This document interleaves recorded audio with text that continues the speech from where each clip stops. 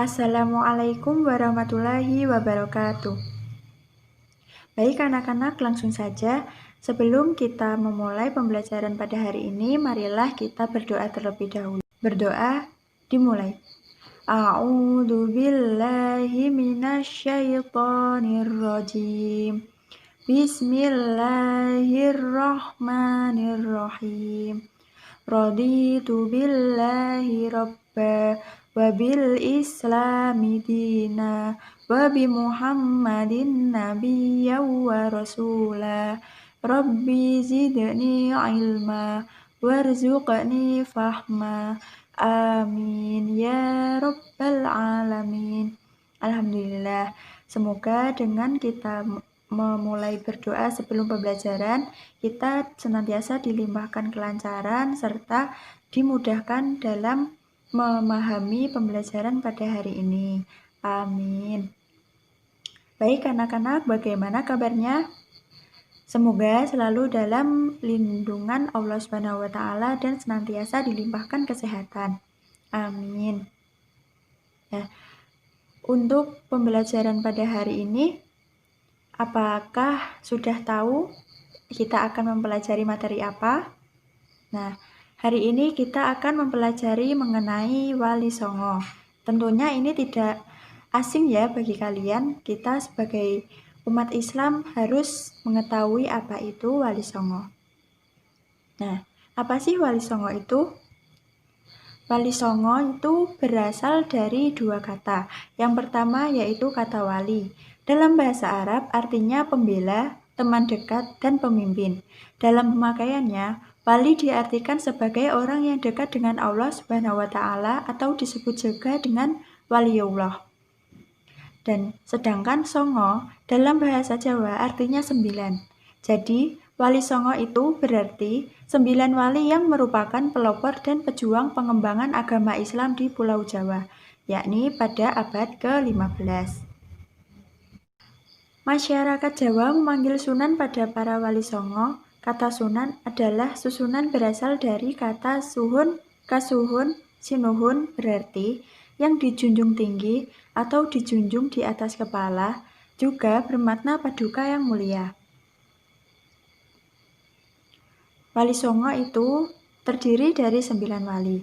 Yang pertama yaitu Sunan Gresik atau Maulana Malik Ibrahim, yang kedua Sunan Ampel atau Raden Rahmatullah, yang ketiga Sunan Bonang atau Maulana Magdum Ibrahim, yang keempat Sunan Kalijaga atau Raden Masyahid, yang kelima Sunan Giri atau Raden Ainul Yakin, yang keenam Sunan Derajat atau Raden Qasim, yang ketujuh Sunan Kudus atau Raden Ja'far Shodiq, yang kedelapan Sunan Muria atau Raden Umar Said, dan yang terakhir yaitu Sunan Gunung Jati atau Raden Syarif Hidayatullah.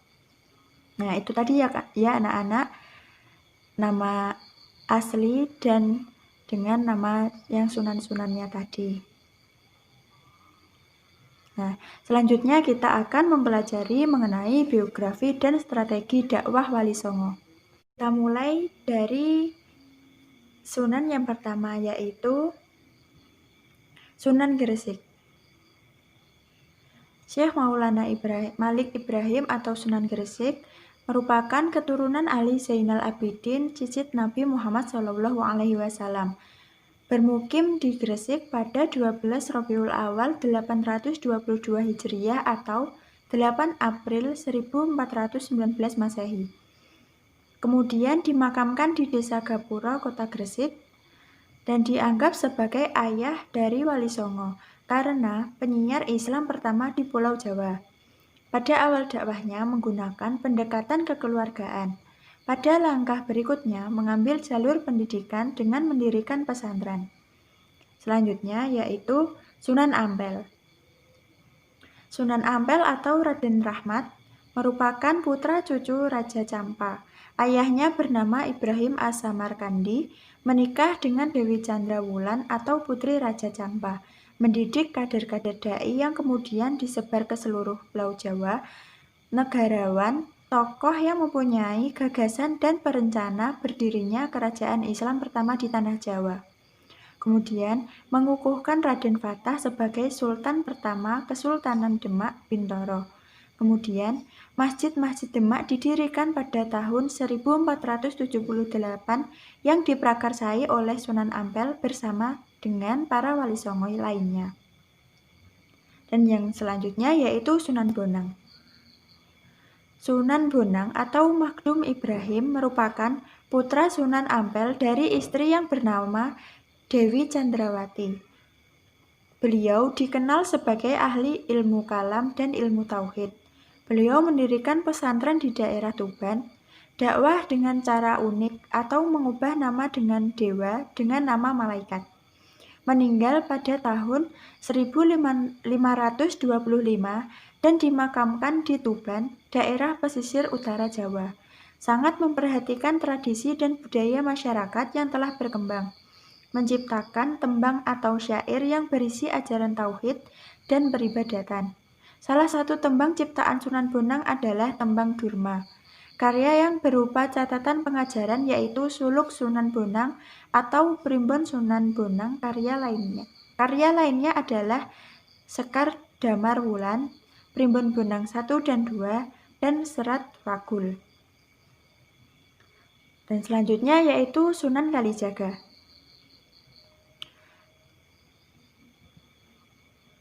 Sunan Kalijaga atau Raden Syahid dijuluki Syekh Malaya.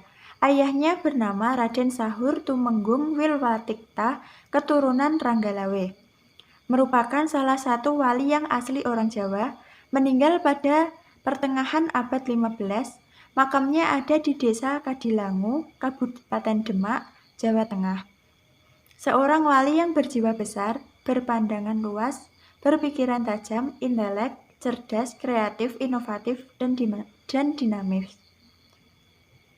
Mudah diterima oleh semua kalangan masyarakat, menggunakan pendekatan kultural dalam berdakwah, menggunakan media wayang dan gamelan, membolehkan pembakaran kemenyan untuk mengharumkan ruangan, terkenal sebagai seniman, ahli dalam seni suara, seni ukir, kesusastraan, seni busana, dan seni pahat.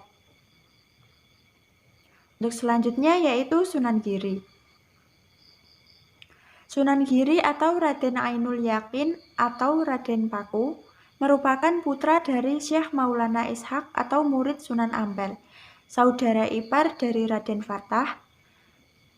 Beliau waktu kecil diasuh wanita kaya raya, yaitu Nyai Gede Maloka atau Nyai Ageng Tandes. Menginjak dewasa, menimba ilmu di pesantren milik Sunan Ampel, Surabaya. Beliau meninggal sekitar awal abad ke-16. Makamnya ada di Bukit Giri atau Gresik. Mendirikan pesantren di daerah Giri, mayoritas santrinya dari golongan ekonomi tidak mampu. Pendidik yang mampu menerapkan metode permainan yang bersifat agamis, dan karyanya berupa permainan atau tembang anak-anak, di antaranya gula ganti, jamuran, jelungan, jor, dan cublak-cublak suweng. Dan selanjutnya yaitu Sunan Derajat. Sunan Derajat atau Raden Qasim disebut juga Sunan Sedayu, Raden Syarifuddin, Maulana Hasyim, Sunan Mayang Madu. Putra Sunan Ampel dari istri kedua yang bernama Dewi Chandrawati. Mempunyai 6 saudara seayah seibu, mempunyai 2 orang saudara seayah lain ibu. Membuat pusat belajar agama Islam di Lawang dan Sedayu, Pedukuhan Derajat. Gamelan Singo Mangkok sebagai bukti bahwa beliau berdakwah lewat kesenian. Beliau sangat dermawan dan berjiwa sosial tinggi. Beliau juga membuat pepali pitu atau 7 ajaran yang menjadi pijakan kehidupan bermasyarakat. Dan selanjutnya yaitu Sunan Kudus. Sunan Kudus atau Raden Ja'far Shodiq atau Raden Undung. Beliau dijuluki Raden Amir Haji atau karena beliau pernah bertindak sebagai pimpinan jamaah haji. merupakan seorang pujangga cerdas yang luas dan mendalam keilmuannya. Merupakan putra Raden Usman Haji. Dikenal dengan julukan Wali al-Ilmi karena sangat menguasai ilmu-ilmu agama. Beliau dipercaya sebagai Panglima Perang Kesultanan Demak, pemimpin pemerintahan atau bupati, sekaligus pemimpin agama Kudus. Beliau meninggal di Kudus pada tahun 1550. Makamnya berada di Kalam Kompleks Masjid Menara Kudus. Merasakan pengalaman belajar di Baitul Maqdis, Palestina. Berjasa memberantas penyakit, kemudian diberi ijazah wilayah atau daerah kekuasaan di Palestina. Beliau mendirikan sebuah masjid di daerah Loran pada tahun 1549. Dakwah menggunakan pendekatan budaya, dan karyanya yang paling terkenal adalah Gending Mas Kumambang dan Mijil. Dan selanjutnya yaitu Sunan Muria. Sunan Muria atau Raden Umar Said merupakan putra Sunan Kalijaga dengan Dewi Saroh. Semasa kecil, ia biasa dipanggil Raden Prawoto. Meninggal pada abad ke-16 dan dimakamkan di Bukit Muria, Kudus, menjadikan desa-desa terpencil sebagai medan dakwah Islamnya. Beliau mengadakan kursus-kursus bagi para pedagang, nelayan, ataupun masyarakat kecil lainnya. Pendukung setia Kesultanan Demak dan ikut andil dalam pendirian Masjid Demak. Dan beliau memiliki karya tulis yang masih digemari hingga saat ini, yaitu Tembang Sinom dan Kinanti. Dan Wali Songo yang terakhir yaitu Sunan Gunung Jati. Sunan Gunung Jati atau Syarif Hidayatullah merupakan pendiri Kesultanan Cirebon dan Banten.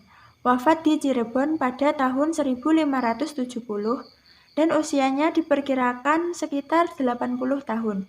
Makamnya terdapat di Kompleks Pemakaman Wukir Septa Pangga di Gunung Jati, Desa Astana, Cirebon, Jawa Barat. Peletak konsep negara Islam modern, dan atas jasa-jasanya yang sangat besar terhadap bangsa, umat Islam di Jawa Barat memanggilnya dengan nama lengkap Syekh Maulana Syarif Hidayatullah Sunan Gunung Jati rahimahumullah. Nah, kemudian teladan spiritual dan intelektual yang bisa kita ambil dari 9 sunan tadi yaitu yang pertama semangat yang sangat tinggi, yang kedua ikhlas tanpa pamrih bahkan berani berkorban, yang ketiga keberanian melindungi mempertahankan wilayah dari penjajah asing. Semangat spiritual dekat dengan Allah Subhanahu wa Ta'ala tidak pernah putus. Kemudian kemampuan dalam melihat situasi umat, cepat dan tepat dalam menemukan solusi serta dalam pemilihan metode dakwah. Kemudian, selanjutnya solidaritas dan kepedulian sosial yang tinggi. Dan yang terakhir yaitu sikap menjalin hubungan dengan penguasa dan para raja. Dan masih banyak lagi ya tentunya anak-anak. Nah, selanjutnya yaitu peran Wali Songo terhadap peradaban Indonesia. Kemajuan dakwah Islam di Indonesia cukup besar. Hal ini disebabkan para adipati atau raja mereka masuk Islam, sehingga penyebaran Islam yang dilakukan oleh para pedagang pada masa berikutnya dilanjutkan oleh para penguasa dan para wali sebagai penasehat dalam pemerintahan. Hal ini turut memberi kontribusi yang sangat besar terhadap perkembangan agama Islam dan sekaligus kebudayaan di tanah Indonesia. Kemajuan ini juga tak lepas dari peranan berbagai bidang, di antaranya yaitu dalam bidang pendidikan, kesenian, kebudayaan, dan juga politik. Nah, dari beberapa bidang ini bisa kalian simak di buku panduan ya. Nah, baik, cukup sekian yang bisa Ibu sampaikan. Untuk tugas berikutnya silahkan dikerjakan di materi halaman terakhir ya anak-anak.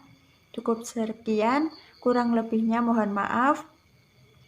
Sebelum kita akhiri pembelajaran pada hari ini, marilah kita membaca doa kafaratul majelis bersama-sama. Subhanakallahumma wa bihamdika asyhadu an la ilaha illa anta astaghfiruka wa atubu ilaik. Alhamdulillahirabbil alamin. Terima kasih. Wassalamualaikum warahmatullahi wabarakatuh.